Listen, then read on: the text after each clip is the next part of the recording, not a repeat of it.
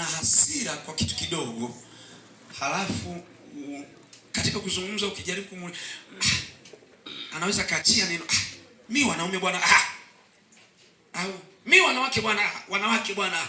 Unajua huyu ana majeraha ndani, bado hayajafanya nini, hajapona. Kwa hiyo sisemi kwamba usichumbie au usichumbiwe, lakini mtu wa jinsio ni bora ukasubiri akapona, kwa sababu manake bado ana uchungu huyo, ana kidonda bado ndani kinavuja.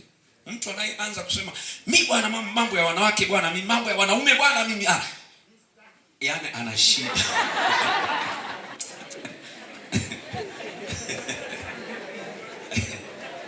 Haya ndugu yangu.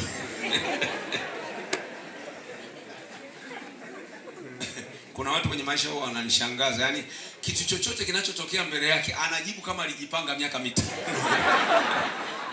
I say they have sharp minds. Okay?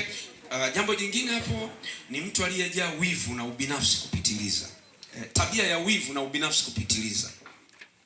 Tabia ya wivu na ubinafsi kupitiliza. Nalo hilo ni jambo ambalo ukiliona fikiri mara mbili. Binafsi na wivu kupitiliza. Yaani mtu mpaka akimsalimia mtu wa upande mwingine kwa kucheka. Kwa nini pale ulicheka? Na mbona yeye alikuangalia kama anaonekana kama nakupenda? Yaani hiyo ni shida. Yaani hapo ujue huo ni kipande kidogo cha nyangumi umekiona, ila dude lenyewe hujawahi kuliona.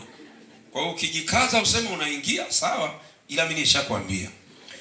Alafu namba 3 ni kukosa hofu ya Mungu. Kukosa hofu ya Mungu, yaani ile tabia kukosa hofu ya Mungu. Unamwona mtu anaweza akakufanyia kejeli kabisa. Kwani mambo ya kanisani ndio nini bwana wewe? Chana na hiyo. Alafu unaanza kujitia moyo, nitamuombea, atabadilika. Yaani juzi hapa kabisa nilimwona amefumba macho, alikuwa anaomba. Yaani yule naona ana dalili. Uliza wenzako. Uliza wenzako, walifunga na kuomba, vifaa viko vile vile.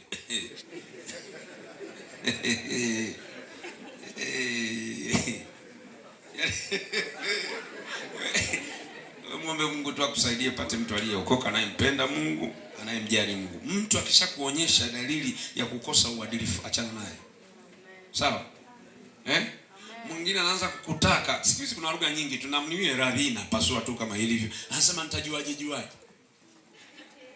Mimi siwezi kuuziwa gunia, siwezi kuuziwa mbuzi kwenye gunia. Lazima